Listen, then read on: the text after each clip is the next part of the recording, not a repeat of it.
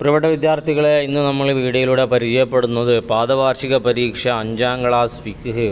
പ്രധാനമായും എന്തൊക്കെ കാര്യങ്ങൾ ശ്രദ്ധിക്കേണ്ടതുണ്ട്, ഏത് രൂപത്തിലാണ് ചോദ്യങ്ങൾ വരിക, പരീക്ഷയ്ക്ക് എത്ര പാഠം പഠിക്കണം എന്നിങ്ങനെ പ്രധാനപ്പെട്ട വിഷയങ്ങൾ ചർച്ച ചെയ്യുന്ന ഒരു വീഡിയോയാണ്. മുഴുവനായി കാണാൻ ശ്രദ്ധിക്കുക. പ്രധാനപ്പെട്ട വിഷയങ്ങൾ ചർച്ച ചെയ്യുന്നതിന് മുന്നേ കഴിഞ്ഞ വർഷം നടന്ന പാദവാർഷിക പരീക്ഷയുടെ ചോദ്യപേപ്പർ ഉത്തരസഹിതം നമുക്കൊന്ന് പരിചയപ്പെടാം. തുടർന്നും മറ്റു വിഷയങ്ങളുടെ വീഡിയോ ലഭിക്കാനും മദ്രസയുമായി ബന്ധപ്പെട്ട വിവരങ്ങളൊക്കെ നേരത്തെ ആദ്യം തന്നെ നിങ്ങളിലേക്ക് എത്തുന്നതിന് വേണ്ടിയും ചാനൽ സബ്സ്ക്രൈബ് ചെയ്യാൻ മറന്നു പോകരുത്. വീഡിയോ ഇഷ്ടപ്പെട്ടാൽ ലൈക്ക് ചെയ്യണം, നിങ്ങളുടെ അഭിപ്രായങ്ങൾ അറിയിക്കണം, അതുപോലെ പോരായ്മകൾ ചൂണ്ടിക്കാണിക്കുകയും വേണം. നമുക്ക് ചോദ്യത്തിലേക്ക് കടക്കാം. ഒന്നാമത്തെ ചോദ്യത്തിൽ ചോദിച്ചിട്ടുള്ളത് യോജിച്ചവ ചേർക്കാം എന്നുള്ളതാണ്. അതിൽ ബ്രാക്കറ്റിൽ നിങ്ങൾക്ക് കാണാം മന്ദൂബ്. മന്ദൂബ് എന്ന് പറഞ്ഞാൽ സുന്നത്തിൻ്റെ മറ്റൊരു പേരാണ്. മുബാഹ് എന്ന് പറഞ്ഞാൽ ഹലാലാണ്, അനുവദനീയമാണ്.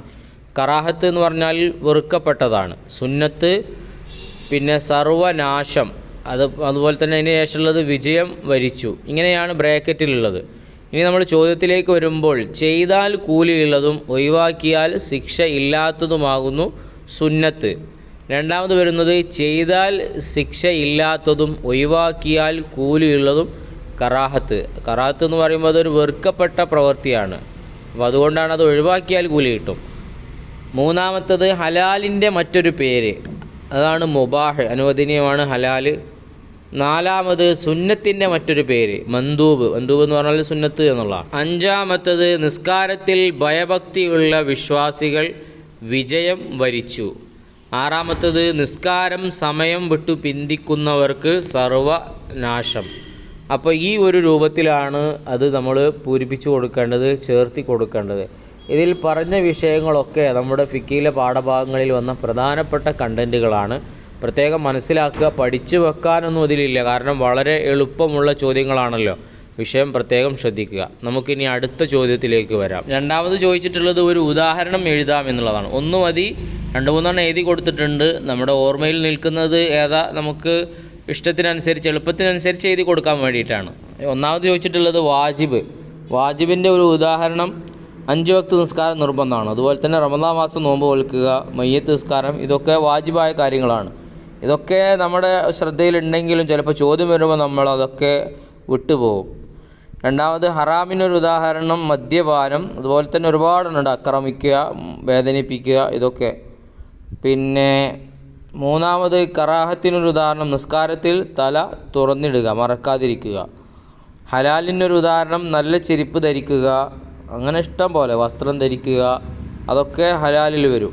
നല്ല വസ്ത്രം ധരിക്കുക. ഇപ്പം മൊബൈൽ വാങ്ങുന്നതുകൊണ്ട് കുഴപ്പമില്ലല്ലോ, അത് ദുരുപയോഗം ചെയ്യുന്നതല്ലേ പ്രശ്നം. അപ്പോൾ ഈ ഒരു വിഷയം പ്രത്യേകം നോട്ട് ചെയ്യുക. ചോദിച്ചാൽ നമുക്ക് എഴുതി കൊടുക്കാം. വളരെ എളുപ്പമുള്ളൊരു ചോദ്യമാണ്. അടുത്ത ചോദ്യത്തിലേക്ക് വരുമ്പോൾ മൂന്നാമത്തത് പൂർത്തിയാക്കാം എന്നുള്ളതാണ്. പ്രധാനപ്പെട്ട കണ്ടൻറ്റുകൾ മാത്രം ഉൾക്കൊള്ളിച്ചിട്ടുള്ളൊരു ചോദ്യമാണിത്. അതിൽ 1-2 കുല്ലത്തിൽ താഴെയുള്ള വെള്ളം നജസ് ചേർന്നാൽ തന്നെ മുത്തനജിസാകും അത്. രണ്ടാമത് മുഅല്ലദായ നജസ് കൊണ്ട് മലിനമായാൽ 7 തവണ കഴുകണം. നായ പന്നിയാണ് മുഅല്ലദായ നജസ്. മൂന്നാമത്തത് 2 ഹൈലിൻ്റെയും ഇടയിലെ കുറഞ്ഞ ശുദ്ധി 15 ദിവസമാണ് അതിൻ്റെ ആൻസർ. നാലാമത് ചോദിച്ചിട്ടുള്ളത് ഒരു ഹദീസാണ്. അസ്സിവാക്കു മത്ഹറത്തുൻ ലിൽ ഫമി. പല്ല് തേക്കുക എന്നുള്ളത് വായക്ക് ശുദ്ധിയാണ്. മർലാത്തുൻ ലിൽ റബ്ബി, റബ്ബിൻ്റെ തൃപ്തിയും കരഗതമാക്കാം. അഞ്ചാമത്തെ ചോദ്യം വരുന്നത് നിഫാസ് ഉള്ളവളെ തൊലാക്ക് ചെല്ലൽ ഹറാമാണ്. പ്രധാനപ്പെട്ട 5 ചോദ്യങ്ങളാണ്. ഏത് ചോദിച്ചാലും നമുക്ക് കിട്ടണം. ആ നിലക്ക് പഠിച്ചു വെച്ചോളൂ. ഇതിൽ നിന്ന് 3 നമുക്ക് പ്രതീക്ഷിക്കാവുന്നതാണ്. വളരെ ഇമ്പോർട്ടൻ്റ് ആണ്. നാലാമത് ചോദിച്ചിട്ടുള്ളത് 2 വീതം എഴുതാം എന്നുള്ളതാണ്. 2 അല്ല കൊടുത്തിട്ടുള്ളത്, 2-3 കൊടുത്തിട്ടുണ്ട്. നിങ്ങളെ മനസ്സിൽ ഏതാണോ നിൽക്കുന്നത്, അപ്പോൾ ഏതാണോ ഓർമ്മ വരുന്നത് അത് എഴുതി കൊടുത്താൽ മതി, ഇത്തരം ചോദ്യങ്ങൾ വരികയാണെങ്കിൽ. ഒന്നാമത് ചോദിച്ചിട്ടുള്ളത് മിസ്വാക്ക് മുഅക്കദായ സുന്നത്തുള്ള സമയങ്ങൾ. എല്ലാ നിസ്കാരത്തിനും വുളൂഇനും ഖുർആൻ, ഹദീസ്, ശർഈയായ ഇൽമ് എന്നിവയുടെ പാരായണത്തിനും, അതുപോലെ തന്നെ വായ പകർച്ചയാകുന്ന സമയത്തും.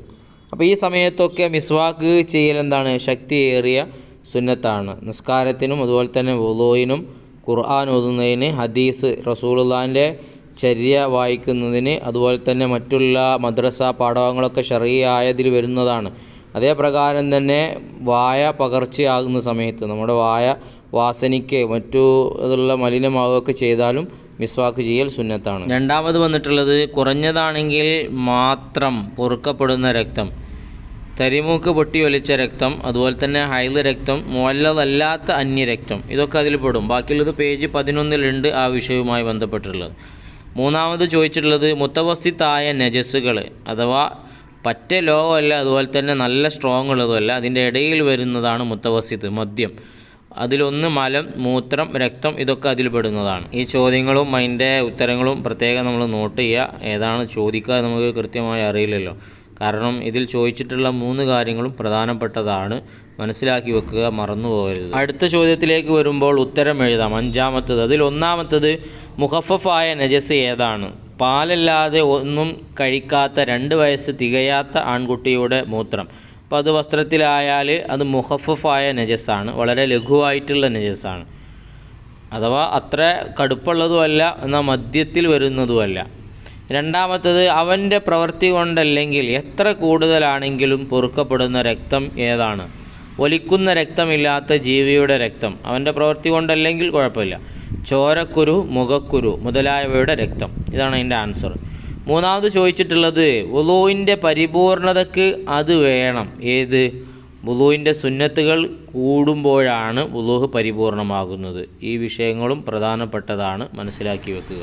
6-മത്തത് നോക്കാം. വ്യക്തമാക്കാം എന്ന ചോദ്യത്തിൽ 3 വരുന്നുണ്ട്. അതിൽ 1-മത് ചോദിച്ചിട്ടുള്ളത് തോഹിർ. എന്താണ് തോഹിർ എന്നുള്ളതാണ്. സ്വയം ശുദ്ധിയുള്ളതും മറ്റൊന്നിനെ ശുദ്ധിയാക്കാൻ കഴിവില്ലാത്തതും. സ്വയം ശുദ്ധിയുള്ളത് എന്നാൽ മറ്റൊന്നിനെ ശുദ്ധിയാക്കാൻ അതിന് കഴിവില്ല. ജ്യൂസ് എക്സാമ്പിളാണ്. ജ്യൂസ് ശുദ്ധിയുള്ളതാണ്, പക്ഷേ ഒന്നും എടുക്കാൻ പറ്റില്ലല്ലോ. ചായ അതിൽപ്പെട്ടതാണ്. 2-മത് തൊഹൂർ എന്ന് പറഞ്ഞാൽ എന്താണ്? സ്വയം ശുദ്ധിയുള്ളതും മറ്റൊന്നിനെ ശുദ്ധിയാക്കാൻ കഴിവുള്ളതും. അത് നമ്മളെ സാധാ പച്ചവെള്ളം പോലത്തത്. 3-മത് മുസ്തഅമൽ എന്ന് പറഞ്ഞാൽ ഫർളായ ശുദ്ധീകരണത്തിൽ ഉപയോഗിച്ച കുറഞ്ഞ വെള്ളം.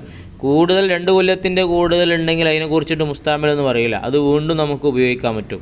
2 കൊല്ലത്തിന് താഴെ വരുമ്പോഴാണ് അത് മുസ്തഅമലാകുന്നത്.